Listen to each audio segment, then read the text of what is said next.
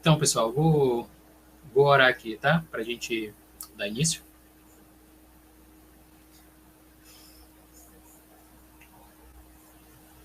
Senhor Deus, louvado seja teu nome. Quero exaltar-te e agradecer-te por tudo que tu tem feito, tudo que irás fazer, por ser quem és, por ser o dono do ouro, da prata, por ser nosso Pai, por ser o Senhor, o dono das nossas vidas. Eu quero te agradecer, Pai, por tantas coisas que o Senhor tem feito, pelo dia, pelo ar que respiramos, pela alimentação, pela tua graça, pela tua misericórdia, pelo teu amor inconfundível, Senhor. Pai, cuida de nós, cuida dessa palavra, toca nos nossos corações, para que possamos, Senhor, sair preenchidos aqui de Ti, do Teu Espírito Santo. Em nome de Jesus, amém. Então, pessoal, hoje o tema da pregação é a escola do Messias. E a escola do Messias é algo muito bom, porque a gente tem o melhor professor. E o melhor professor é o Messias. O que é o Messias e quem é o Messias? Messias significa um ungido, né? E é o próprio Cristo, é o Senhor Jesus. E a gente vai começar a nossa pregação aqui. Vou pedir para que vocês possam abrir as suas Bíblias no livro de Mateus, o Evangelho de Mateus, capítulo 5. E a gente vai ler um pouquinho aqui os primeiros versículos do Sermão do Monte, tá bom? Então, me acompanhe. Boa noite, pastor. Boa noite, Kimberly. Boa noite, Mel, que chegou aí também. Ney, quem tem coragem não finge. Já dizia Rodolfo Abrantes.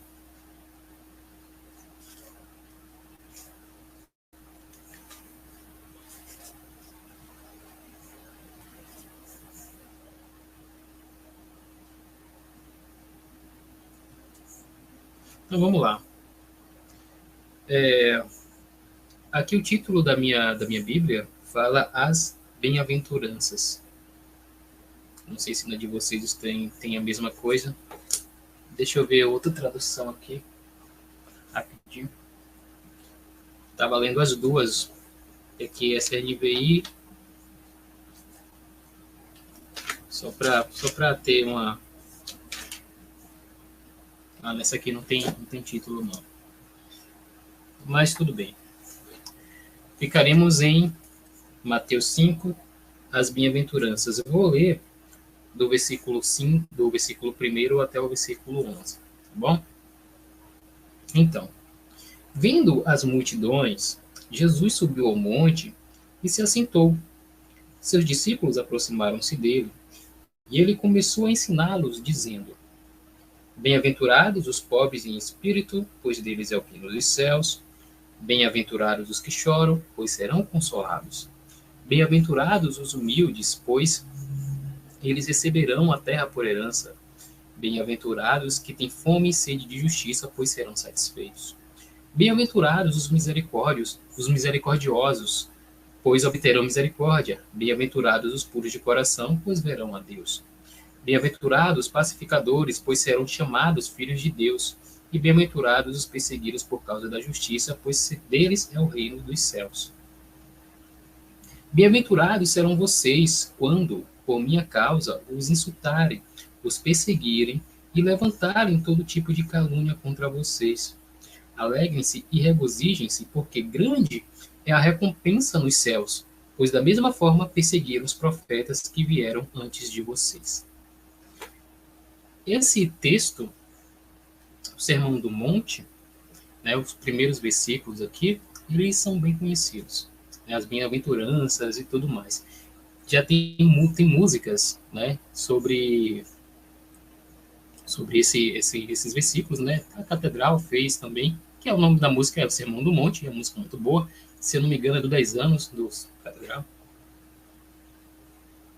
Mas o que o Sermão do Monte na verdade, eles não se resumem a esses trechos, nesses versículos. Ele vai do capítulo 5, do 6 e o 7, que é uma série de ordenanças que Jesus deixou ali para os discípulos e também para nós.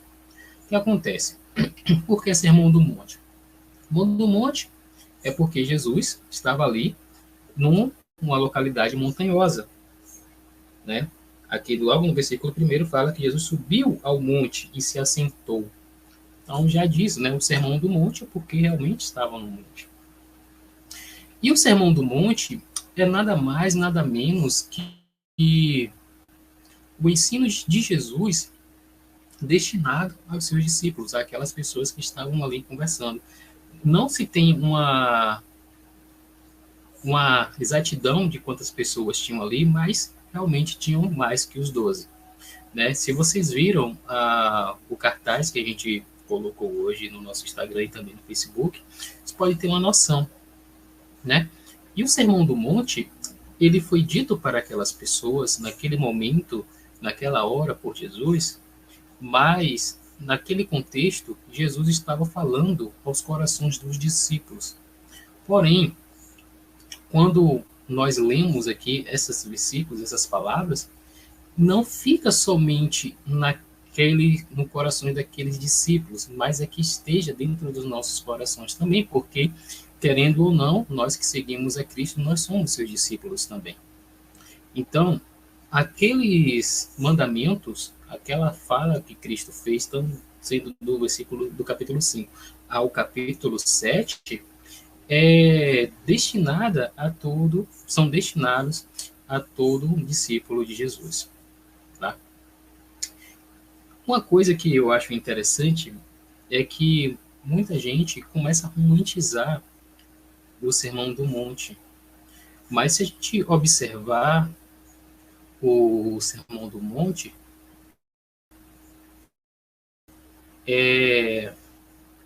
ele é uma série de leis e série de mandamentos para que nós possamos cumprir cada um deles. Tá? Então, o Sermão do Monte, ele é o principal discurso de Jesus para seus discípulos. E aqui ele fala tudo o que espera que nós, seus discípulos, tanto aqueles lá que estavam ao seu redor e nós aqui, para a multidão que lhe ouvia, para todas aquelas pessoas que seguem ou desejam seguir o Senhor. E o que é o Sermão do Monte? Boa noite, Marcelo. Boa noite, Ike. O Sermão do Monte é nada mais nada menos do que um discipulado. E o melhor de tudo é que é um discipulado diante do próprio Deus. Por quê? Porque todos ali estavam diante do Deus encarnado, do Verbo de Deus. Antes, Deus falava através de seus profetas, né? Mas ali nós vemos o Verbo da vida falando diretamente para o seu povo. Se a gente observar aqui no texto, eu não sei vocês, mas eu já tive vontade de estar ali ouvindo aos pés de Jesus. O quanto podia aprender, né, aquelas palavras que tem essas bem-aventuranças, mas também tem, de alguma forma, algumas palavras duras que Jesus fala. Mas tanto as bem-aventuranças quanto as palavras duras são para o nosso bem. E isso traz uma maneira de a gente ver Jesus de uma forma muito maior do que nós possamos imaginar. Por quê? Porque quando a gente tem um Cristo que é só puro paz e amor, e sem repreensão nenhuma, a gente não vê o Cristo completo. Jesus, ele veio nos ensinar.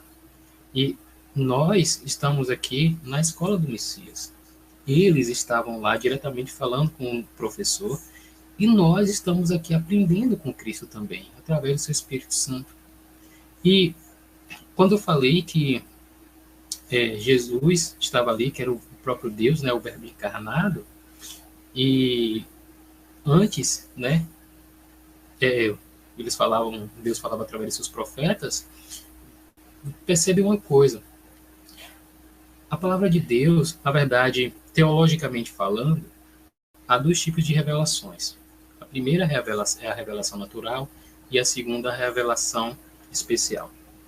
A revelação natural é quando Deus se revela através da natureza, né, da sua própria criação. E a revelação especial é quando Deus se apresenta, se revela através do Filho, através de Cristo. Então, o Sermão do Monte é o Filho de Deus dando uma aula sobre a vontade de Deus. E se a gente seguir os demais versículos, que eu até sublinhei aqui, marquei alguns aqui para que a gente possa caminhar durante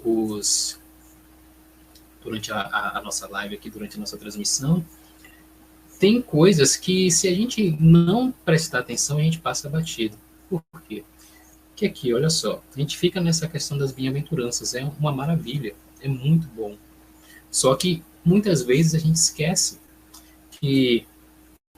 das repreensões, né? O Senhor disse que é para a gente ser sal da terra, para que a gente seja a luz do mundo, né? Ele fala para a gente cumprir a lei também. E oi, Grace 12, Grace 6. Enfim. E isso aqui, qual é a ideia de Cristo aqui? Para que a gente possa viver, e aí, Douglas? Viver o padrão de Deus. E o padrão de Deus não é um padrão baixo. Porque Deus é supremo. E ele seu padrão não é inferior a ele. Então nós devemos buscar também viver no padrão de Deus. Por quê? Porque não adianta a gente viver no reino de Deus, dizer que vive no reino de Deus, se a gente não vive conforme as leis de Deus, as leis do reino de Deus. E aí você pode até falar, mas a gente vive pela graça. Sim, vivemos pela graça. Graças a Deus, vivemos pela graça. Mas ainda há mandamentos a cumprir. O amor a Deus acima de todas as coisas e o amor ao próximo também, amar o próximo como a si mesmo, é um mandamento de Deus. Então, se nós não vivermos conforme o padrão que Jesus nos ensinou, a gente vai estar vivendo uma graça barata. Uma graça que não é capaz de chegar ao padrão da graça de Cristo. E o que é a graça barata, pessoal? Graça barata é um termo, se eu não me engano, foi cunhado pelo Dietrich Bonhoeffer, olha, falando alemão aqui, no seu livro Discipulado. Eu vou ler aqui um trecho que eu separei para que a gente possa entender de fato o que ele quer dizer com graça barata, beleza? Então, olha só. A graça que custa muito é um tesouro escondido no campo pelo qual as pessoas vão e vendem tudo que têm com alegria. A graça que custa muito é o evangelho que deve ser buscado repetidas vezes. O dom que deve ser perdido, a porta na qual se deve bater. Ela causa muito porque nos chama ao discipulado. A graça porque nos chama a seguir a Jesus Cristo. Custa muito porque custa a vida das pessoas. É graça porque, em consequência, faz as pessoas viverem. Custa muito porque condena o pecado. Kelly Maria, Giovana, Alice, bem-vinda. É graça porque justifica o pecador. Sobretudo, a graça custa muito, porque custou muito para Deus, porque custa para Deus a vida de seu filho. E porque nada custe muito para Deus, que pode custar pouco para nós. Olha só. Então, Bonhoeffer, ele faz essa distinção essencial entre graça barata e a graça que custa muito. A gente já falou aqui da graça que custa muito. Então, o que é graça barata? A graça barata é pregação do perdão sem arrependimento, é a ceia do Senhor sem confissão de pecado, é a absolvição sem confissão pessoal, A graça barata é graça sem discipulado, graça sem cruz, graça sem Jesus Cristo vivo e encarnado. É graça sem o constante reconhecimento e esperança da vida, da morte e da ressurreição de Jesus Cristo. É graça sem cruz. Então, o Bonhoeffer, ele chegou a dizer que a graça barata é o inimigo mortal da igreja. Né? Ele continua, como corvos reunimos-nos em torno da carcaça da graça barata. Dela absorvemos o veneno que matou os seguidores de Jesus. É também a graça que concedemos a nós mesmos. Funciona como um passe que permite ao cristão viver da mesma maneira que antes. A vida sob a graça barata, de fato, não difere da vida sob o pecado. A pessoa não segue a Cristo porque a graça barata justifica o pecado sem transformar o pecador. A justificação é um dom da graça, mas não é um dom que isenta os cristãos da responsabilidade. Pelo contrário, a libertação do pecado por meio da graça, que custa muito, vale ressaltar, possibilita a capacidade de seguir a Cristo. Então, a ideia de graça barata é aquilo que a gente muitas vezes acha, e muitas vezes e ainda tem gente que acha, que eu vou pecar, Jesus vai me perdoar.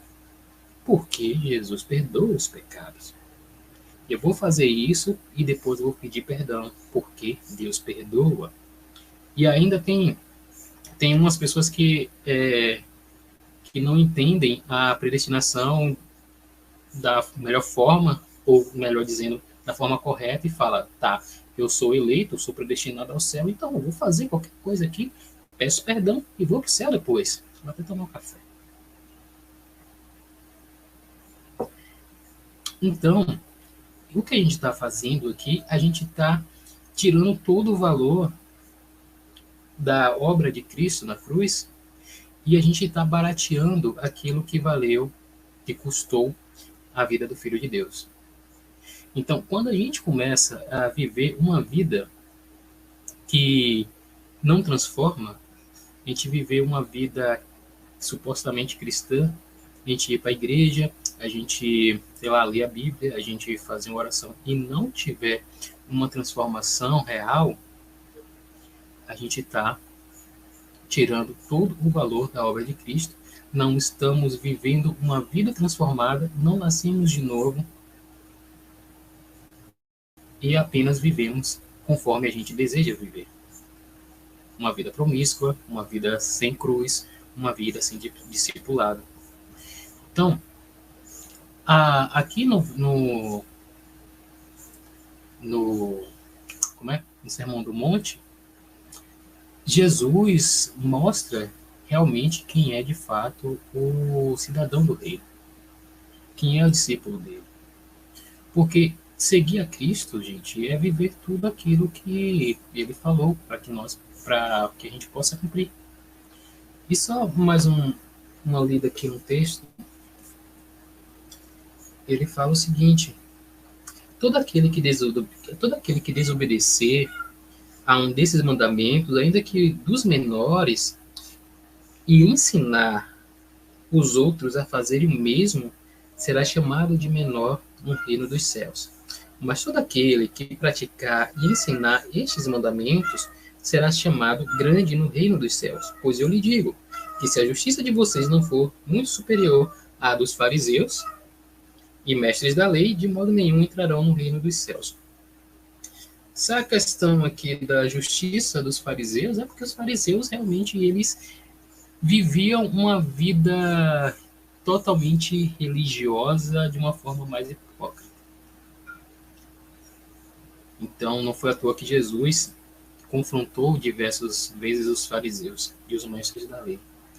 Então, se a gente quer viver uma vida somente focados em pode ou não pode, é pecado ou não é pecado, sem ter o viver de fato com Cristo, é melhor a gente parar de fazer isso, porque a gente está se enganando.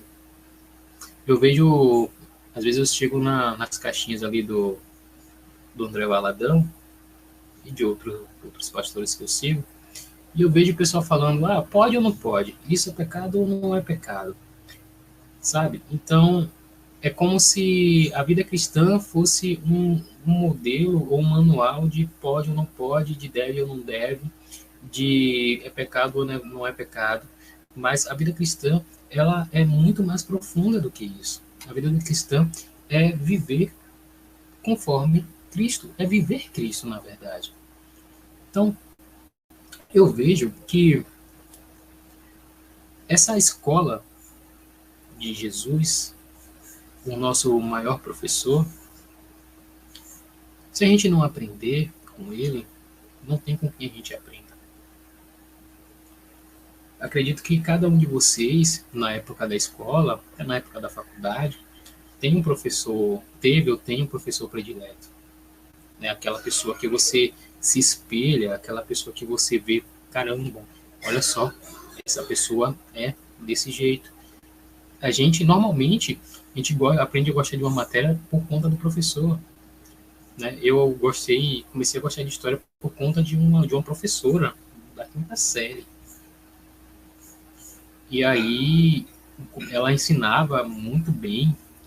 Então, depois de que eu tive aula com ela, nem lembro o nome dela também, né, eu comecei a gostar de história. Foi uma das matérias que eu mais gostava. E me formei em história, acabei me formando em história por conta disso, por gostar tanto dessa disciplina. E se a gente aprende, se a gente começa a gostar de professores, de uma disciplina por conta de professor, que é humano, é muito fácil a gente gostar daquilo que Cristo nos ensina, porque Ele é o próprio Deus. Só que muitas vezes, gente, a gente acaba não gostando de algumas coisas que Cristo fala. Por quê? Porque é um confronto.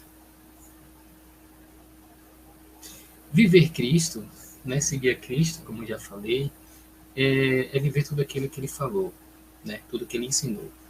E Jesus e o Espírito Santo, eles têm uma missão de nos levar à obediência. Né? Cristo foi, ele morreu, ressuscitou, está sentado à direita do Pai, veio um Consolador, que é o Espírito Santo, e o Espírito Santo, ele nos leva a obedecer a palavra de Deus. E o confronto apresentado por Jesus aqui no Sermão do Monte, né, porque o Sermão do Monte não é só bem-aventurança, a gente não pode encurtar toda aquela fala de Cristo somente em pequenos versículos e encapsulá-lo e ficar ali só por conta de que é bom, né? Mas há um confronto, sim, porque esse confronto ele é apresentado por Cristo para que nós possamos viver cada dia mais amando a lei de Deus, né? Seus mandamentos, né? E Jesus nos pega pela mão.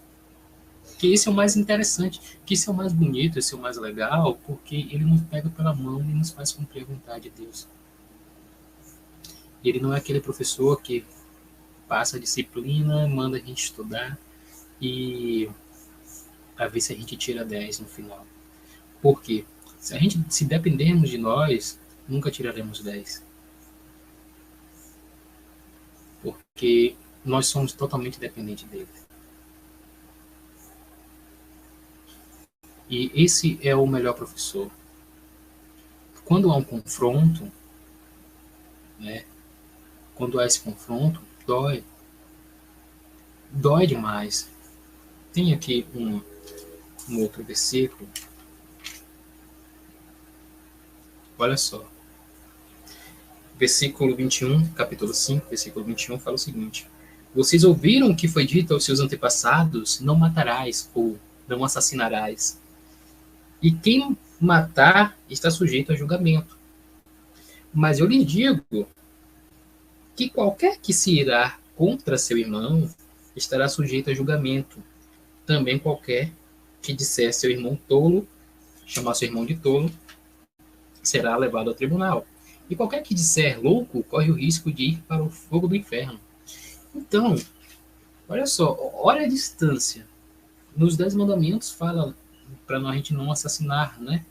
Mas o próprio Jesus fala, né? Se a gente se irá contra nosso irmão, estamos sujeitos a julgamento. Então, antes, a gente tinha o benefício, entre aspas, de cometer o ato, né? De ser julgado por cometer o ato de assassinato. Mas só de a gente se irar contra o nosso irmão, já nós estamos sujeitos a julgamento. A mesma coisa da não, tem outra aqui, do adultério, né? O adultério só ocorria quando o homem e mulher tivesse feito o ato.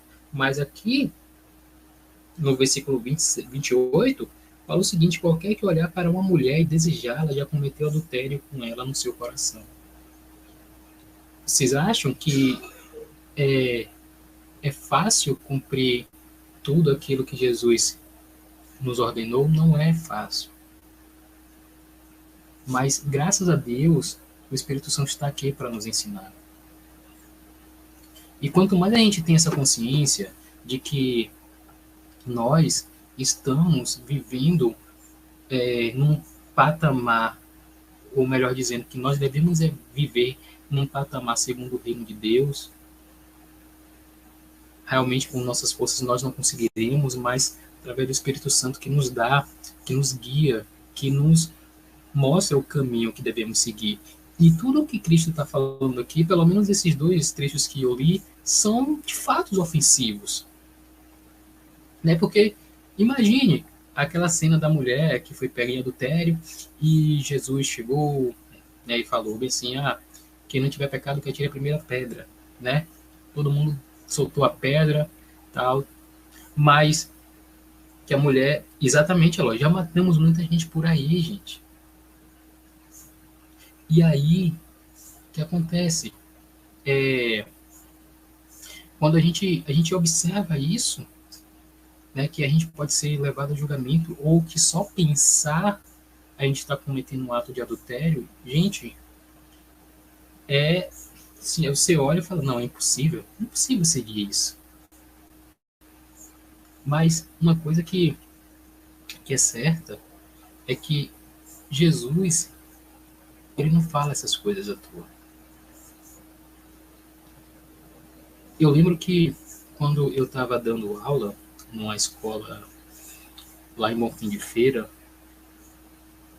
eu via que tinha alguns professores que... Alguns professores, digamos assim, de 10, sim, 2 ou 3 eram comprometidos com aquilo que eles estavam propostos a fazer, da aula. E aí, infelizmente, duas coisas contribuíam para que os outros não fizessem, né? Não desse aula conforme deveria dar essa aula. O que acontece? A gente via que tinha muitos alunos, e sua maioria que não estava nem aí para estudar, que pescava direto, que não fazia atividade, que ficava conversando no meio da aula. E aí tem um negócio chamado a lei do mínimo esforço. E o professor chegava, via lá o pessoal fazendo bagunçando na aula, não falava nada. Às vezes falava: meu dinheiro vai estar no final do mês aqui. Vocês podem bagunçar como vocês quiserem. Não sou eu que vou perder de ano. E aí, muita gente fazendo isso, né? E, cara, eu quase fui influenciado por esse negócio também do mínimo esforço, porque eu via a pessoa fazendo... Você se esforçava para preparar a aula, você largava festa de família para poder corrigir prova, né? E aí você vê uma galera de adolescente que não tava nem aí para nada. E aí, falei do mínimo esforço e tudo mais. Graças a Deus eu percebi isso antes da hora e saí de baixo. Mas eu vi muita gente fazendo isso. Mas agora imagine. Muitas vezes a gente não deseja seguir os mandamentos de Cristo. Às vezes a gente faz assim, sabe? A gente barateia a graça. Nós somos pecadores, claro. Nós pecamos todo dia, todo momento. Mas quando a gente voluntariamente deseja pecar, a gente está tirando o valor daquilo que Cristo fez. Mas imagine se Cristo chegasse e falasse, não, essa gente toda não tá querendo, não tá se esforçando para aprender. Então, eu vou fazer a lei do mínimo esforço também. Eu vou me esforçar para eles, para ensinar a eles. Agora imagine se Cristo fizesse isso com a gente. E aí a gente observa que muitas vezes o evangelho ele ofende, mas ele ofende porque se não ofendesse, se esse evangelho não ofendesse, fosse um evangelho que passasse emocionalmente na nossa cabeça, a gente não ia ser confrontado, a gente não ia ser mudado, a gente não ia ter uma vida transformada, viveríamos uma vida de pecado no lamaçal como antes, né? E o evangelho, ele deve ofender nossa alma, deve ofender nosso ego, porque se não houver ofensa, não há transformação. Né? Quando o evangelho não nos ofende, há algo de errado que não está certo. Não, algo de errado que não está certo com o evangelho que é apresentado ou com nós mesmos, né? E quando o homem se converte, né, de verdade, quando há uma conversão genuína, ele vê o quanto o pecado é ruim e quanto a lei de Deus é boa. Aí, só que, assim, essa questão da lei de Deus que eu estou falando são os mandamentos, não é aquela lei mosaica do Antigo Testamento, não. Tá? E outra coisa no ambiente escolar, eu acredito que vocês, aqui, claro, todo mundo já foi para a escola, né?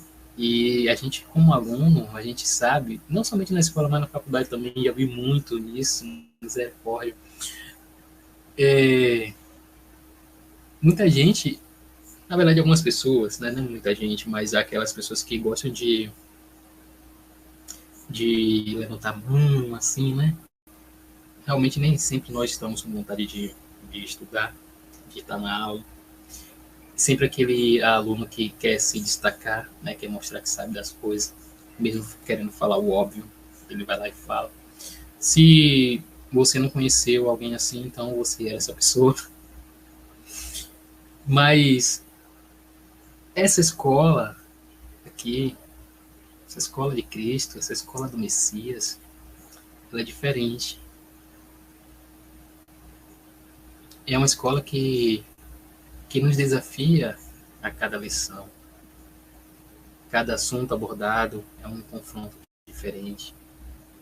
Muitas vezes nós não vamos acreditar que iremos conseguir, como já disse,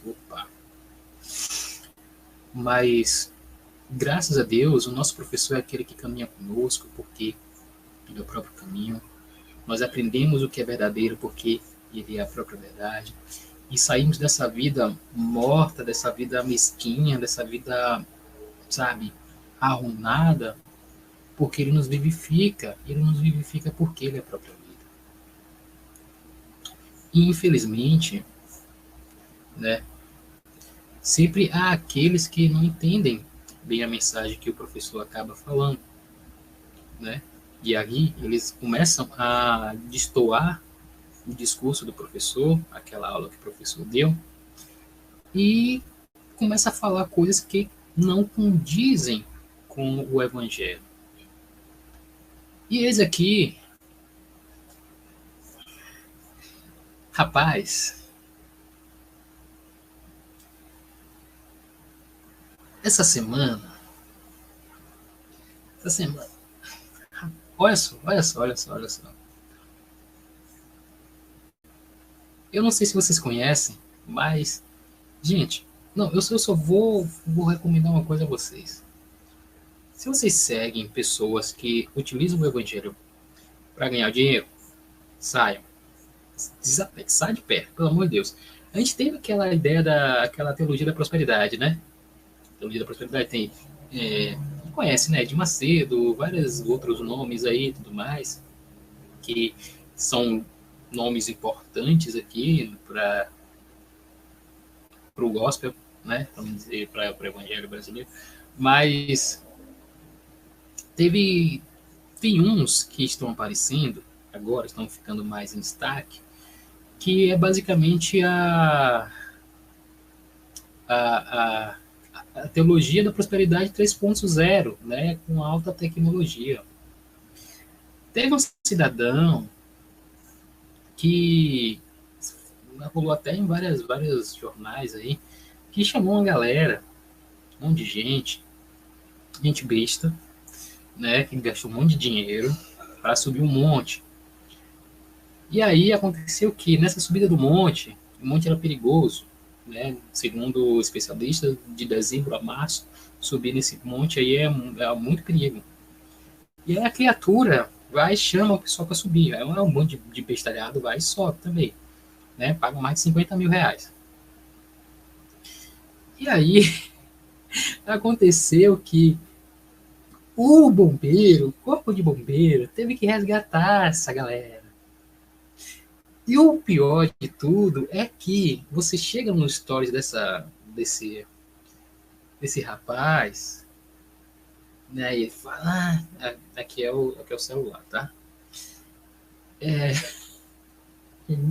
rapaz, é uma vergonha demais, cara. É uma vergonha. É, quem é visionário não vê o caminho. Ele fala um monte de besteira. Sério. E aí, se achando o Clark Kent, sabe? Se achando o Superman.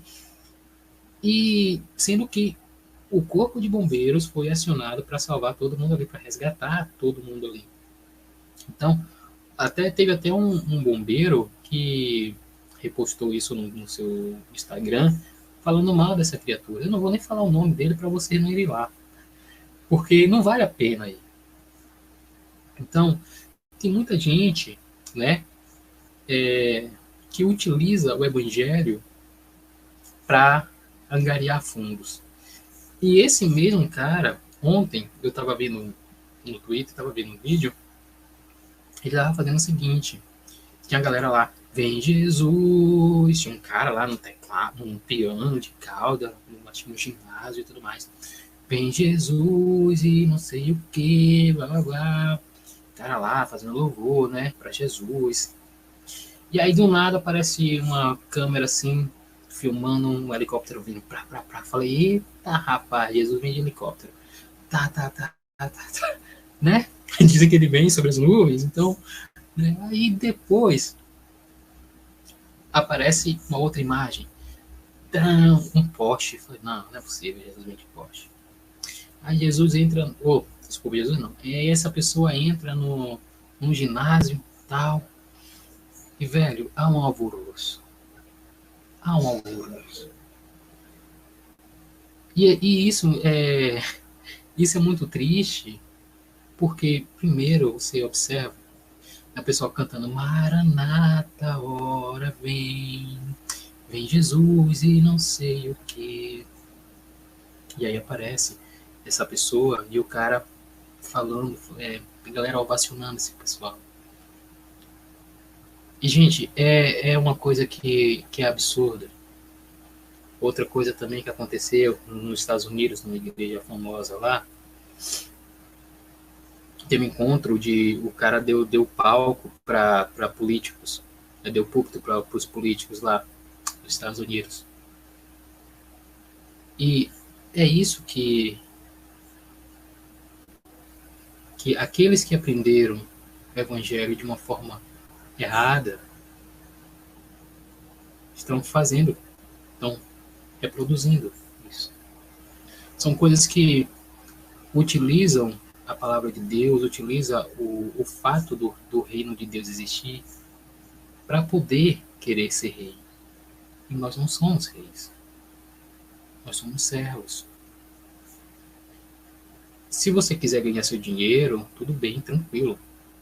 Se quiser seguir coaches, siga maravilhosamente. Pode ir lá. E não é nem, eu não estou falando mal de coach. Estou falando mal de gente que, na verdade, nem estou falando mal, né? Estou mostrando quem é o tipo de gente que utiliza o evangelho para querer angariar seu dinheiro. Então, o reino de Deus, um reino de Deus não existe isso. No reino de Deus somos todos servos. E um dia desse, eu vi o vídeo desse rapaz, do coach do helicóptero e da montanha e do poste, que é a mesma pessoa, e falando assim, fazendo um desafio das 12 tribos de Israel. Eu falei, meu Deus do céu, gente, o que é que está acontecendo? O que é que está acontecendo com isso? E muita gente falando isso, depois disso minha vida transformou e não sei o que, não sei o que. E aí comentando com um amigo, ele falando bem assim, rapaz, meu primo segue esse cara aí. Ele era tão extrovertido, era uma pessoa que se comunicava com todo mundo. Depois que começou a seguir esses coaches, ele mudou. Agora o objetivo dele é superior a toda e qualquer pessoa. Então, será que o evangelho que a gente está aprendendo é um evangelho de transformação ou é um evangelho para encher o nosso bolso, nossa conta corrente? Será que o que vale mais é uma vida transformada, uma vida vivendo com Cristo, ou minha conta cheia do dinheiro? Sabe? A gente troca facilmente aquilo que é eterno por coisa terrena. E como diz o C.S. Lewis, aquilo que não é eterno é eternamente inútil. Claro que todo mundo quer uma vida boa aqui. E eu quero. Acredito que vocês queiram também. Mas a melhor vida que a gente pode viver nessa terra é uma vida prostrada diante de Deus. Em adoração. Porque não tem outro jeito para a gente viver melhor aqui nesse mundo. Hoje a gente estava aprendendo com a professora Kimberly, na EBD hoje pela manhã, nas vantagens da diversidade. A melhor diversidade, quer dizer, o melhor lugar para a gente passar as diversidades é nos pés de Jesus. É saber que Ele está presente. Então, tudo o que o Senhor nos ensina no Sermão do Monte é para o nosso próprio bem, é para a nossa própria edificação, é para que a gente possa viver uma vida plena aqui nessa terra, para que a gente possa viver uma vida de verdade com Ele no céu. E Jesus, ele nos ensinou a diferenciar quem é e quem não é do seu reino. Vamos lá, capítulo 7, já estou terminando aqui, gente. Versículo 15. Cuidado com os falsos profetas, eles vêm... Deixa eu ler para cá. Cuidado com os falsos profetas, eles vêm a vocês vestidos de pele de ovelhas, mas por dentro são lobos devoradores. Vocês os reconhecerão por seus frutos. Pode alguém colher uvas de um espinheiro ou figos de ervas daninhas? Semelhantemente, toda árvore boa dá frutos bons, mas a árvore ruim dá frutos ruins. A árvore boa não pode dar frutos ruins, nem a árvore ruim pode dar frutos bons. Toda árvore que não produz bons frutos é cortada e lançada ao fogo. E eu não quero ser uma árvore ruim. Eu quero dar bons frutos. E nós, como fomos enxertados, né? Somos galhos enxertados, como diz Paulo no livro de Romanos, nós devemos dar bons frutos, porque nós temos a seiva do Senhor. E aí, o discipulado, que é tudo isso que Jesus falou no Sermão do Monte, não é tanto sobre a gente ganhar, mas é como a gente sabe, como a gente perde, é sobre perder, não é sobre ganhar, é sobre perder. É quando a gente entende que nós devemos ser submissos a Jesus, ser submissos a Ele, a Sua palavra. Os discípulos que deixaram de seguir Jesus podem até parecer discípulos, podem ter todas as características de um discípulo, mas como não seguem mais a Cristo, eles não conseguem mais realizar coisas de discípulo. Então, a primeira demanda do discipulado, pessoal, é o amor. E se a gente não mostra um evangelho com graça, ou melhor dizendo, se a gente mostra um evangelho com graça, mas sem cruz, sem obediência, a gente não está amando aquela pessoa. Porque o evangelho também é cruz. O evangelho é transformação. O evangelho é graça. O Evangelho é mudança de vida. Então, ele nos ensinou que nós devemos ter a mente renovada, assim como Paulo fala em Romanos 12, nos primeiros capítulos, do primeiro versículo do capítulo, e é através do Espírito que conseguiremos ter essa mudança de vida, essa metanoia, essa transformação da mente. E o que é a Escola do Messias? A Escola do Messias é um lugar de aprendizado. É um lugar de aprendizado, um lugar de louvor, um lugar de adoração. E é ali, aos seus pés, que nós temos a consciência de que, além dele ser Salvador, que a gente fica, Jesus nosso Salvador, mas muitas vezes a gente esquece que ele também é o nosso Senhor. Jesus é o nosso Salvador, Jesus é o nosso Senhor, nós pertencemos a ele. É aos seus pés que sabemos como é ser alguém. Porque é em Cristo que temos a nossa verdadeira identidade. Né? E qual é essa identidade? A identidade de um cidadão do reino de seu Pai. É uma identidade de um filho de Deus. É isso que a gente encontra em Cristo. É isso que a gente aprende na escola do Messias. É isso que a gente ganha. A gente ganha. A gente deixa de ser órfão e passa a ter uma família. Com um pai amoroso, com um pai carinhoso, com um pai que repreende, com um pai que cuida. Alguém que nós passamos a ser gente. É isso que Cristo nos ensina. Ele nos ensina a ser gente. Ele nos ensina a ser pessoas, ele nos ensina a ser realmente quem ele desejaria que nós fôssemos. Seu filho. E ali em Mateus 28, só para encerrar aqui, versículo 16 ao 20, ele fala o seguinte: os 11 discípulos foram para a Galiléia, para um monte que Jesus lhe indicara. Quando o viram, o adoraram, mas alguns duvidaram. Então Jesus aproximou-se deles e disse: foi-me dada toda a autoridade nos céus e na terra. Portanto, vão e façam discípulos de todas as nações, batizando-os em nome do Pai e do Filho e do Espírito Santo, ensinando-os a obedecer a tudo o que eu lhes ordenei. Eu estarei sempre com vocês até o fim dos tempos. Então, exatamente tudo que Cristo nos falou, que nós temos que ensinar. Não é retalhar um evangelho, não é trazer somente coisinhas bonitinhas, né, para as pessoas ouvirem, mas para que haja mudança, que haja confronto, para que haja ofensa. E essa ofensa e esse confronto vai fazer com que a gente mude. Porque uma ofensa em amor é uma ofensa que é um confronto em amor. Né? Então, tudo que Cristo tem feito, tudo que ele fez, tudo que o Espírito Santo tem nos mostrado durante a nossa caminhada cristã, é para que nós possamos viver bem. Né?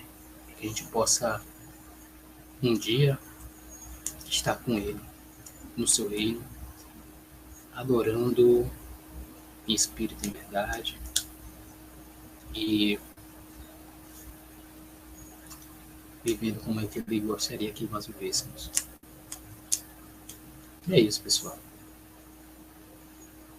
Essa é a escola do Messias. A escola do Messias é onde a gente aprende a ser gente. É onde o nosso maior professor nos ensina como é ser filho de Deus e o que é ser filho de Deus. Né? Então, Jesus é o rei, gente. Jesus é o rei.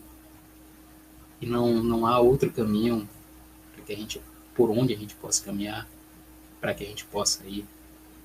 Só Ele tem as palavras de vida eterna. Então, se um dia alguém aqui da comunidade acabar falando coisas que não condiz com o Evangelho, cara, eu acho que vai ser um dia difícil. Mas nós sabemos o quanto, nós temos essa consciência de quanto custou para Deus, para que nós possamos estar aqui. E tem uma frase do Rodolfo que é muito boa. Ele fala o seguinte: se Jesus deu tudo por mim, por que eu não daria minha vida por ele? Né? Às vezes a gente ama muito a nossa vida aqui e esquece o quanto Cristo fez por nós. A gente quer tudo, a gente quer reinar, né? Mas nós não somos reis, nós somos servos. O grande rei é o Senhor Jesus. E só um adendo aqui, né? Tem o lance da hipergraça também, né? Da hipergraça. Qualquer coisa, é graça, é graça, é graça. Né? São dois extremos. A gente tem que ter cuidado com esses extremos também. A gente tem que ter muito cuidado. Porque senão a gente se perde, né? E a porta é estreita. E a porta é Cristo. Beleza, pessoal? Então, eu agradeço a vocês por estarem aqui. E aí, Guilão, chegou agora. Seja bem-vindo, meu brother. Deus abençoe. Então, pessoal, é maravilhoso compartilhar o evangelho com vocês. Tá?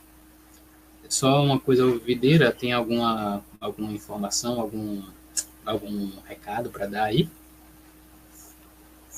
Se tiver, me avisa, para que a gente possa compartilhar aqui com o pessoal. E, gente, se vocês tiverem interesse de estudar conosco na nossa escola bíblica dominical, acontece todo domingo, obviamente, né? Senão não seria dominical. Às 9 horas da manhã, tá? Então, se vocês quiserem entrar em contato conosco aí, através do direct, tem 2 números de telefone aí na nossa bio, vocês podem falar diretamente com o pastor Videira ou comigo também. E aí, vocês podem participar da nossa vida, que tem sido, gente, pelo amor de Deus, tem sido uma bênção demais, cara. Tem sido muito bom. Hoje, a gente, na verdade, esse ano, né, a gente já programou um semestre todinho para poder estudar.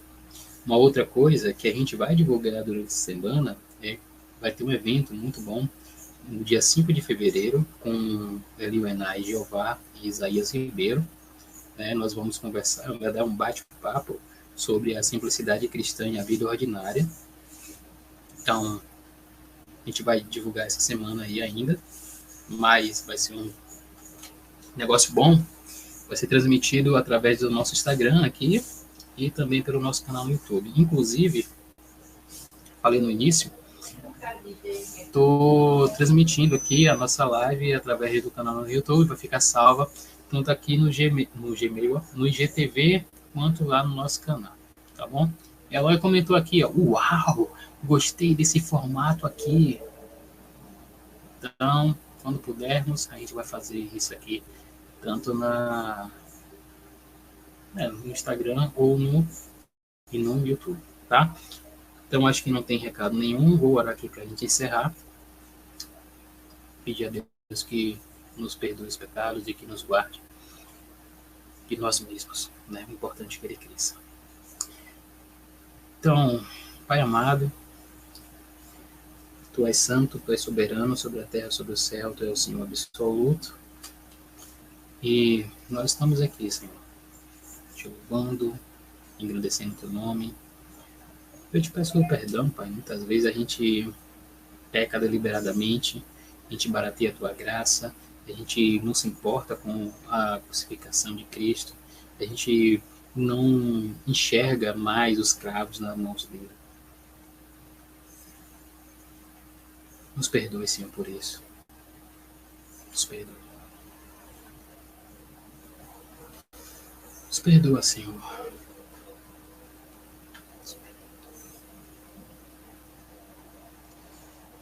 Que cada dia possamos viver, Senhor, conforme tua vontade, conforme teu reino, sob tua graça, tua misericórdia. Que venha o teu reino, Senhor, sobre os nossos corações. Que a cada dia possamos viver mais e mais aquilo que o Senhor colocou para nós, nossas vidas. Nos santifica, nos purifica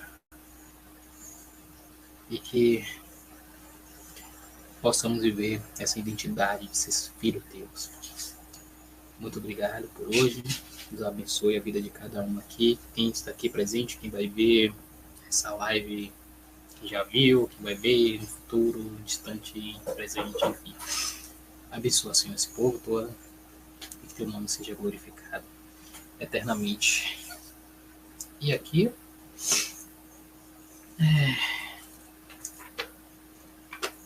gente encerra mais uma live. Inclusive, pessoal, essa live hoje aqui foi feita devido ao surto de gripe que está acontecendo na cidade, tá? A gente ia fazer nosso primeiro culto do ano presencialmente, mas devido a esse surto de gripe a gente achou interessante não fazer presencialmente, tá? Para que a gente possa se cuidar e tudo mais.